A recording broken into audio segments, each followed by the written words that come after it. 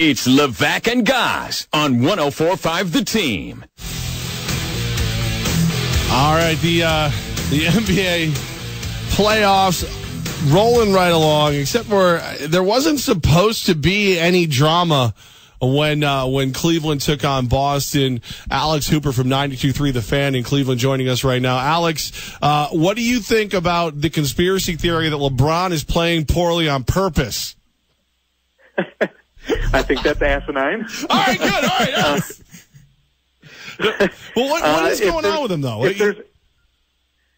Well, now Richard Jefferson's saying that he was sick in Game 3. I can tell you this. I was there. I was in the locker room. LeBron did not seem like himself before the game. He did not seem like himself after the game. And I think everyone saw he didn't seem like himself during the game. Now, whether he was sick or not, that could be an excuse. I don't know.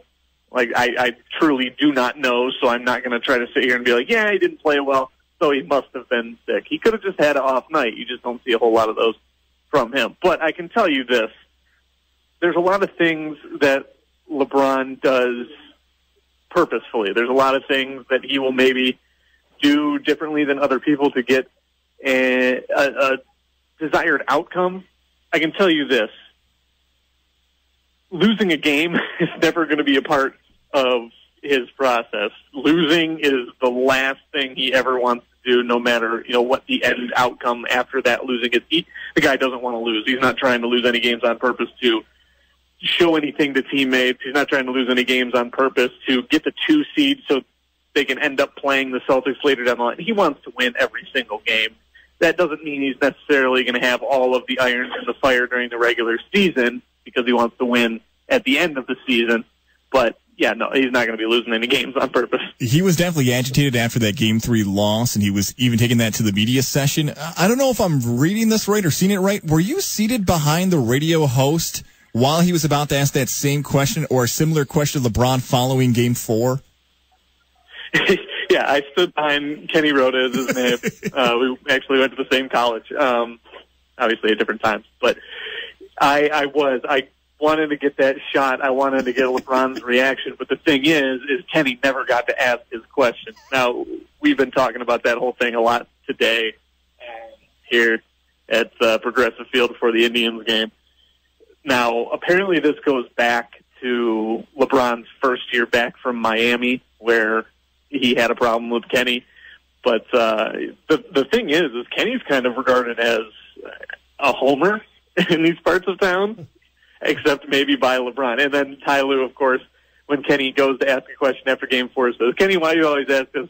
Why do you always show up when we lose? And then it turns out they didn't even give him the mic when LeBron was at the podium. So who knows? I don't think anyone outside of the locker room views it that way. And really, if LeBron would have been in on any of Dwayne Casey's post-game remarks, he would know that Kenny goes after the opposing coach and questions them harder than anyone else. Alex Hooper with us right now from 92.3 The Fan in Cleveland, helping us make sense of Cavs versus Celtics. So as you look at this series now, 2 games that, they lose one, they could have lost another one. That's after Isaiah Thomas is out. Does this give you any reason to fear the Celtics as the Cavs fan? Or someone who covers the Cavs, sorry. No, not really.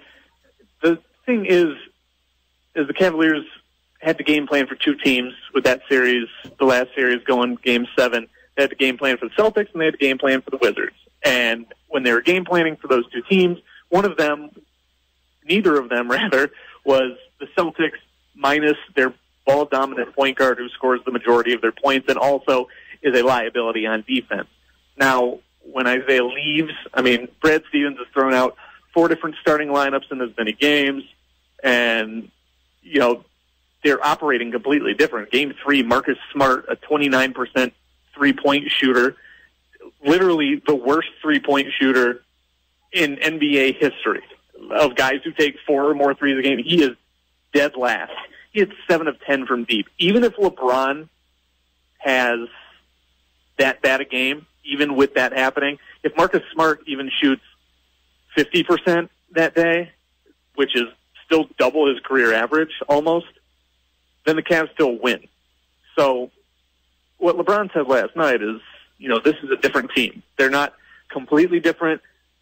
everything they do is different. And now you kind of saw that after 4 quarters apparently wasn't enough. But once LeBron came back after having to sit those last minutes of the second quarter last night, it seemed like he was watching very intently on, what the Celtics were doing offensively and defensively. He came back on the floor, looked like a completely different player. And obviously what Kyrie did didn't hurt. But I think LeBron had an idea of what had changed. So now going back to Boston for Game 5, it seems like they have a good hold on what the Celtics are trying to accomplish on both sides of the ball. But at the same time, Brad Stevens is a fantastic coach, and he'll probably have another wrinkle for Game 5. What's the status of J.R. Smith going forward? I know he's dealing with a lot of things off the court, especially involving his daughter.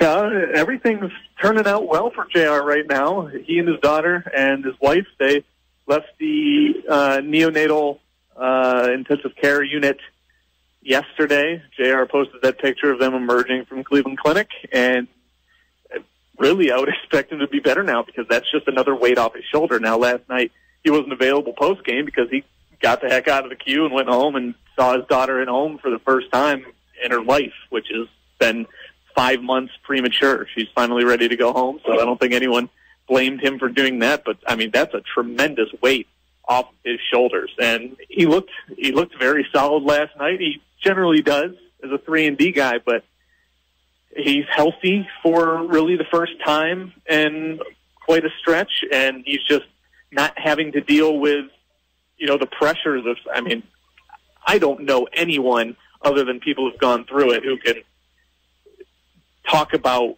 the weight of having a daughter who was born at 1 pound. He said his daughter, when she was born, was smaller than his iPhone. And he had to go out there and play and travel and be away from his family through all of that. And now he's at a point where I think he's both healthy and at peace. 92.3 The Fan from Cleveland's Alex Hooper with us right now on 104.5 The Team. Alex, is it different in Cleveland this year since the Cavs were able to complete the mission last year? Like, does it feel different in the fan base? Yeah, I would say it does. I actually had my brother text me yesterday and say, is it bad that I'm more excited about the Indians than the Cavs? And I said, I don't think anyone really can say, but I think now that has happened, and especially with the expectation of the Cavs. No one expected the Cavs really to lose a game all the way through these first 3 series here, and I don't think the excitement's there. My best friend even texted me and said, I have a little bit of Cavs apathy right now, which sounds horrible for a town who talks so much about how great their fans are and all of that, but we've seen the last 2 seasons what LeBron has done for this team and what LeBron does in the Eastern Conference playoffs. So I think a lot of people just aren't terribly, terribly excited, and the expectations kind of augment, how they look at these series going into them. After that Game 3 loss, it was more, I think most people were calm, but then those outsiders were all freaking out because, oh my goodness, they lost the game. They didn't meet our crazy, wild expectations. So it's a little calmer in a lot of ways, but then you have those people who just are reactionaries and freak out. And then you have the Indians who it's a completely different approach. They're better than they were at this point last year, but because they made it to the World Series, so many people, I can't tell you how many tweets I've gotten about Edwin Encarnacion being a bust because he's hitting 210 with 9 homers in late May. It's just the expectations there are much different, but I think people now stop expecting the worst and are expecting the best, except for that football team. Yeah, we here in New York would love to stop expecting the worst from the Knicks, but I don't see that happening anytime soon. That's fair. Alex, man, we appreciate you making time for us. Thanks for having me, as always. Look forward to talking to you soon. You got it, man. Alex Hooper, 92.3 The Fan in Cleveland. Great guy. I forgot how to talk at some point today. I don't know what happened. No, you were fine. Alex Hooper does our thing, man. He's our Cleveland guy. I have a feeling that Alex felt like, too, that we'll be talking to him again soon. If there's another NBA Finals storyline, if LeBron has an off game, if Cleveland fans want to find conspiracy theories, we'll be picking up our guy who's there in the locker room, at the press conferences, and following Cleveland for a living. Very cool.